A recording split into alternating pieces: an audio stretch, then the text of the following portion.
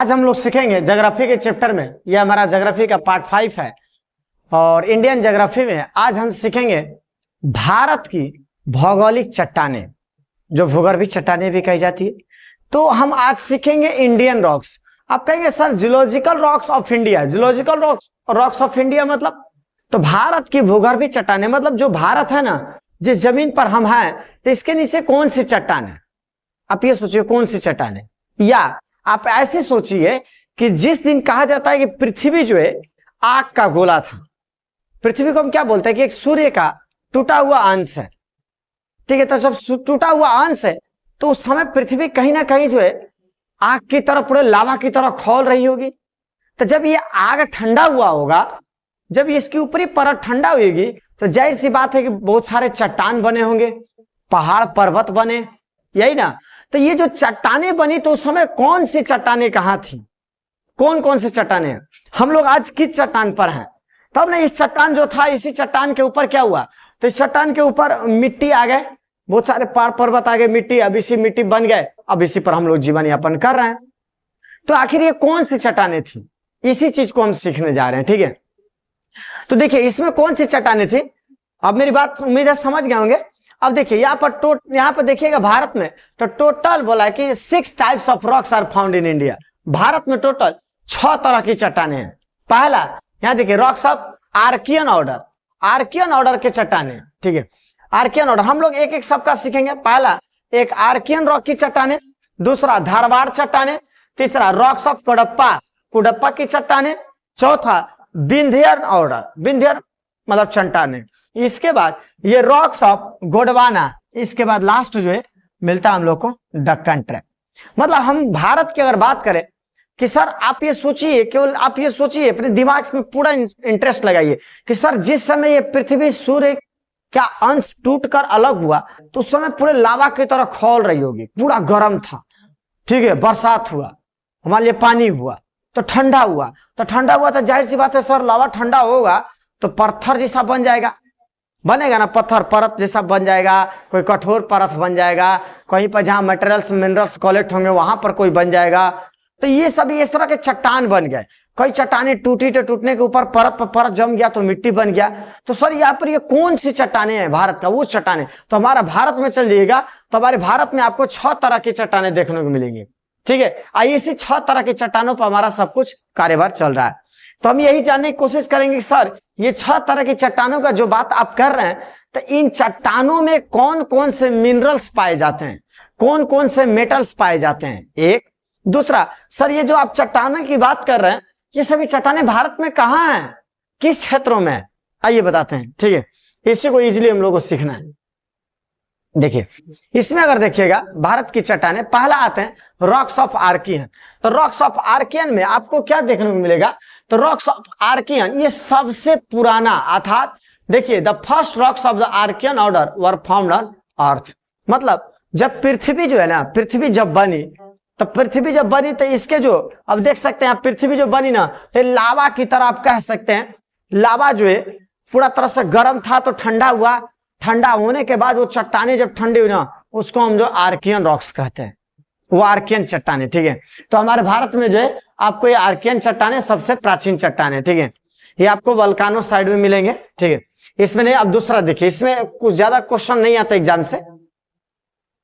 दूसरा चट्टान है रॉक्स ऑफ धारवाड़। हाँ ये चट्टान आपके लिए जरूरी है, धारवाड़ चट्टाने। सर ये धारवाड़ चट्टाने कहाँ पाई जाती हैं? तो देखिए धारवाड़ चट्टानों की अगर बात करिएगा तो ये धारवाड़ चट्टाने, पहले तो आप समझिए कि सर धारवाड़ का नाम क्यों पड़ा। तो धारवाड़ जो है कर्नाटका का एक जिला है धारवाड़, ठीक है। कर्नाटका का एक जिला है धारवाड़, उसी धारवाड़ जिले में हमको सबसे पहले ये चट्टान मिली थी, जिस समय से इस चट्टान को हम लोग धारवाड़ चट्टान कहते हैं। कभी कभी गांव में होता है ना कि जो बच्चा जैसे मैं ही अपना ले लूं कि नवरात्रि में जन्म हुआ तब दुर्गा दुर्गा नाम कहने लगे, वैसे ही यहाँ पर आप कह सकते हैं कर्नाटका के धारवाड़ जिले में अगर हमको मिट्टी मिली तो उस दिन हम लोग धारवाड़ चट्टान करने लगे, जो धारवाड़ चट्टान मिला तो ये धारवाड़ चट्टान हम लोग वहां से मिला, नाम इसको हम लोगों ने रख दिया। ये धारवाड़ चट्टान आपको कहाँ मिलेगा, तो कर्नाटका और अरावली रेंज, यहाँ पर ये बीच वाला मैप देखिए, बीच वाला ये जो आप ये कर्नाटका वाला एरिया देख रहे हैं ना, ये कर्नाटका वाला, ये जो आप कर्नाटका वाला एरिया देख रहे हैं, इसी कर्नाटका, ये कर्नाटका है, कर्नाटका केरला तब तमिलनाडु, ठीक है। इसी कर्नाटका एरिया में आपको धारवाड़ चट्टानें मिलेंगी। और एक ये राजस्थान का जो ये अरावली रेंज है, ठीक है, ये अरावली रेंज आपको जो दिखाई देगा, तो इस अरावली रेंज में आप चले जाइए तो अरावली रेंज, यहाँ देखिए ये अरावली रेंज है, तो ये अरावली रेंज, ये दो जगह सबसे ज्यादा आपको ये धारवाड़ चट्टानें मिलेंगी, ठीक है। इसी धारवाड़ चट्टानें हैं, तो धारवाड़ चट्टानों पर ही सब कुछ है। अब देखिए, तो धारवाड़ चट्टान हम लोग को कर्नाटका के क्षेत्र में और अरावली रेंज में ये दो जगह मिलता है, अरावली रेंज राजस्थान, ठीक है। इन चट्टानों का अगर चले जाइए तो ये चट्टानें जो है आप गोल्ड का देखिए, ये चट्टानों में आपको जो है गोल्ड, ये देखिए गोल्ड के लिए, यह चट्टानें मैग्नीज के लिए, कॉपर के लिए, जिंक के लिए, क्रोमियम के लिए, टंगस्टन के लिए और आयरन के लिए ये चट्टानें रिच हैं। अगर ये चट्टान जहां मिला धारवाड़ चट्टान, तो समझिए धारवाड़ चट्टान आप गोल्ड के लिए, chromium, copper, zinc, manganese, tungsten. इसीलिए आप कभी सुने होंगे जो केजीएफ मूवी बना ना, तो केजीएफ मूवी बना तो केजीएफ मूवी में क्या हुआ कि कोलार गोल्ड माइनिंग, तो कोलार गोल्ड माइनिंग जो है कहाँ है, कर्नाटका में है। क्यों कर्नाटका में है? इस वजह से कर्नाटका में ना धारवाड़ चट्टानें पाई जाती हैं। इन्हीं धारवाड़ चट्टानों में देखिए यहाँ पर है ना, और देखिए यहाँ पर कर्नाटका, तो आप लोग जो है बोले ना आपको कि केजीएफ, आप केजीएफ फिल्म देखे होंगे, तो उस फिल्म में जो है क्या दिखाया गया, तो एक कोलार गोल्ड माइनिंग दिखाई गई है। तो गोल्ड माइनिंग जो है कर्नाटक में ही, क्यों?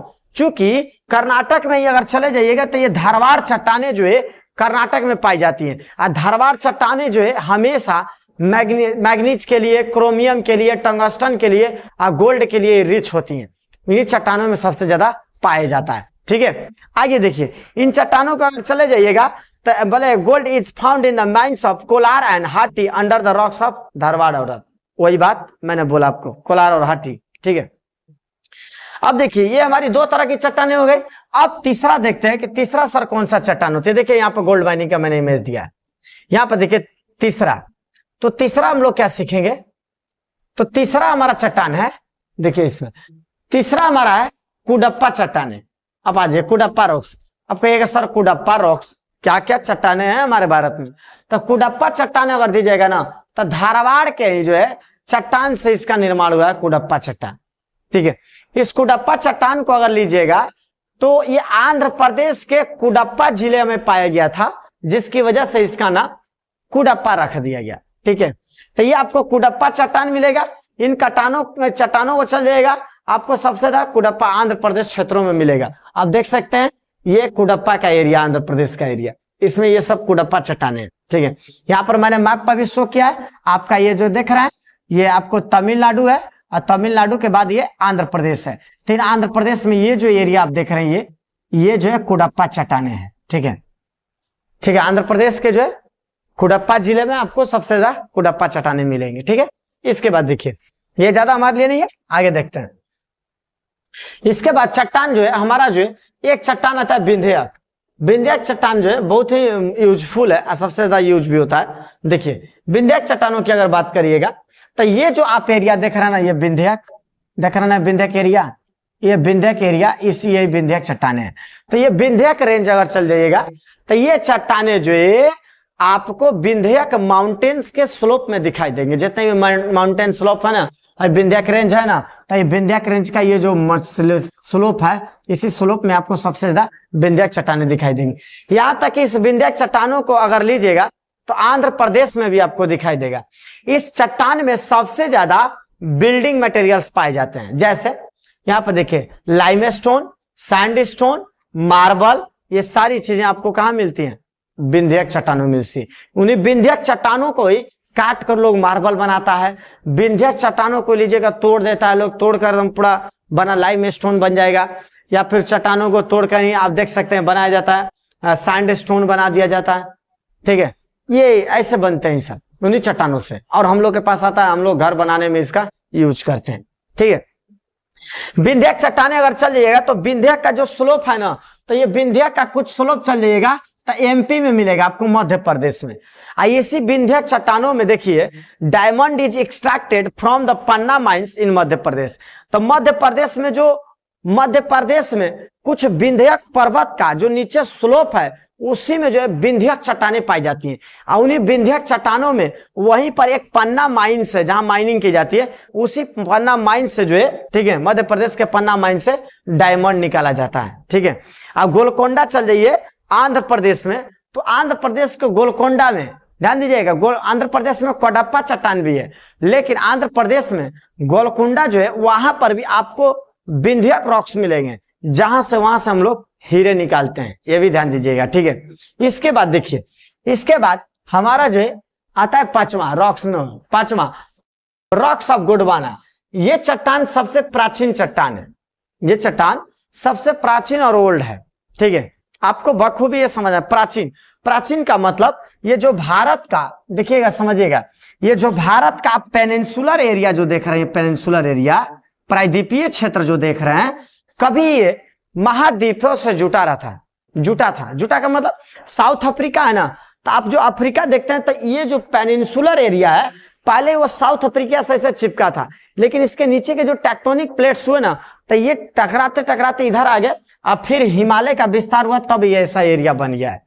हम आपको अगले वीडियोज में बताएंगे भी कि हिमालय का सर विस्तार कैसे हुआ था, कि हिमालय का विस्तार एक साइड में सोचिए अंगाकारा लैंड, एक साइड में अंगाकारा लैंड था, अब बीच नीचे जो है गोंडवाना लैंड था, अब बीच में तैथिस सागर था, ये बीच में तैथिस सागर, और इसी तैथिस सागर, ये जो अंगाकारा और गोंडवाना, ये दोनों लैंड के टकराने की वजह से पूरा ऐसे हिमालय का विस्तार हुआ, पूरा पहाड़ होता ना, ऐसे टकरा गया, पूरा पहाड़ बन गया। अभी ऐसा मिट्टी पे हाथ रखिए, मिट्टी पे हाथ रख के ऐसे दोनों मिट्टी पर रखिए, देखिए धूल उड़ जाएगा, सेम वैसा ही कहानी हुआ था, यह तैथिस सागर, ठीक है। खैर अब आते हैं हम लोग, पहले पढ़ते हैं गोंडवाना लैंड को। हमने कहा कि गोंडवाना लैंड सबसे प्राचीन लैंड है। आप भारत का ये पेनिनसुलर एरिया देखिए, तो इस पेनिनसुलर एरिया कभी जो है भारत के, ये कभी अफ्रीका के महाद्वीपों से जुटा था, लेकिन ये धीरे धीरे स्लिप करते हुए आगे बढ़ गया, ठीक है, जिसका पूरा आगे बढ़ गया। देखिए यहाँ पर, ये अभी देखिएगा तो उधर का जाता हुआ आपको दिखाई देगा, देख रहा है ना, तो ये उधर का जाता हुआ है। आज भी कोई कहता ना, तो यही हिस्सा आदमी कहता है कि कट के अलग हो जाएगा, ठीक है, जब भी बड़ा भूकंप आ जाएगा तो, ठीक है। तो ये ही हिस्सा जो है, ये गोंडवाना लैंड सबसे प्राचीन लैंड है। यह लैंड अगर चले जाइएगा, ये या फिर आपका ये चट्टान लावा से बनी हुई है। देखिए गोंडवाना लैंड अगर चले जाइएगा, mainly in the river valley, सबसे रिवर घाटी में मिलती है। Expense of rocks of Gondwana order is found in 3 river valley mainly in India, for example Damodar river, Mahanadi और एक गोदावरी। अब समझिए, ये जो आप गोदवारा, अब ये देखिए यहाँ से जो गोदावरी रिवर निकलती है, इस गोदावरी रिवर घाटी में मिलेगा।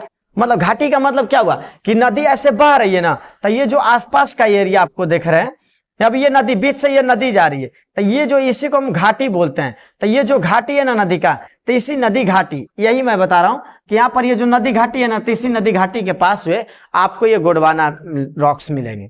साथ ही हमने कहा आपको दूसरा कि सर दामोदर रिवर और महानदी। अब यहाँ पर आ जाइए, ये दामोदर नदी देख रहे हैं ना, यहाँ पर मैंने चिट भी, यहाँ पर आपको सिंबल भी दिख रहा होगा, ये जो है यहाँ महानदी, ठीक है, और दामोदर नदी भी यहीं से बहती है, ठीक है, दामोदर नदी भी। तो यहीं पर आपको ये सभी जो है आपको उड़ीसा के क्षेत्रों में आपको सबसे ज्यादा गोंडवाना लैंड्स मिलेंगे। हम बोले ना प्राचीन लैंड है ये। इसके बाद 98% of Indian coal is found in rocks of Gondwana. अब आप ही समझिए कि जब सबसे पुराना लैंड है तो सबसे ज्यादा 98% भारतीय कोयला इसी गोंडवाना लैंड में पाया जाता है। यही नहीं, अगर चले जाइए कि coal is found in the India Damodar river valley, Mahanadi valley या गोदावरी रिवर वैली, वहां सबसे ज्यादा आपको मिलेगा। यही नहीं, इसमें देखिए सिंगरौली वाला कोल फील्ड, ठीक है, सिंगरौली कोल फील्ड, ये सिंगरौली आप देखिएगा, मैं बता रहा हूं उसको भी, इन आंध्र प्रदेश गोदावरी। इसके बाद तलचर, ये मैंने तलचर लिखा है, Talcher coal field is located in the Mahanadi valley in Orissa. ये देखिए ये उड़ीसा है, ठीक है, इसी उड़ीसा के पास चले जाएगा, उड़ीसा से महानदी गुजरती है, उसी महानदी के घाटी में, ठीक है, ये गोंडवाना रॉक्स पाए जाते हैं। इन्हीं गोंडवाना रॉक्स में जो इन्हीं चट्टानों में सबसे ज्यादा हमको कोयला मिलता है, हम लोग वहीं से कोयला एक्सट्रैक्ट करते हैं, ठीक है, ध्यान दीजिएगा। हम लोग अगर सुनते भी है ना कि सर छोटा नागपुर पठार, ठीक है, छोटा नागपुर पठार झारखंड का हिस्सा जो है, वहां चले जाए तो झरिया है, शिवभूम है, वहां पर कोयला का माइनिंग होता है। तो झारखंड से सबसे ज्यादा, और नहीं वहां पर गोंडवाना लैंड है, मतलब गोंडवाना रॉक्स है, गोंडवाना चट्टाने हैं। अब गोंडवाना चट्टाने हमने कहा ये महानदी ये सब जो देख रहे हैं बस यहीं से देखिए ना, उड़ीसा से झारखंड से, अब देख लीजिए ठीक है, ये सब जुड़े वही नदी है। तो उसी में जो है वहीं पर उसी गोंडवाना रॉक्स है, उन्हीं में सबसे ज्यादा हम लोग को कोयला मिलता है। ठीक है, अगला देखिए, अब झरिया दिया, झरिया देखिए, Jharia coalfield in Orissa in Damodar river valley. इसके बाद इन इंडिया मतलब कि देख लीजिए, bituminous type of koyla is found which is constable as second class koyla, मतलब दूसरे नंबर का सबसे उच्च श्रेणी, दूसरे श्रेणी का अगर सबसे कोयला माना जाए तो बिटुमिनस कोयला हम लोग के भारत में ही मिलता है। और द फर्स्ट अगर कहा जाए तो एंथ्रासाइट होता है। ठीक है, पहला हम लोग का जो कोयला होता है ना एंथ्रासाइट, और दूसरा क्या होता है बिटुमिनस, ये भी कोयला हमारे भारत में मिलता है। ठीक है, ये सब गोंडवाना रॉक्स में पाए जाते हैं। इसके बाद हमारा जो है छठवां देखिएगा, छठवां चट्टान क्या है, तो छठवें चट्टान की अगर बात करिएगा तो दक्कन ट्रैप। अब इस दक्कन ट्रैप को भी समझते हैं। देखिए दक्कन ट्रैप प्लेट्यू क्या है, लोकेटेड इन महाराष्ट्र, देखिए लोकेटेड इन महाराष्ट्र। अब आपको हम समझाते हैं, इसको समझिएगा दक्कन ट्रैप। ठीक है, ये देखिए मैप पर आप देख सकते हैं ना, ये सब दक्कन ट्रैप है, ये दक्कन ट्रैप है। ठीक है, इस दक्कन ट्रैप का अगर लीजिएगा तो peninsular India and Africa continent are part of Gondwana land.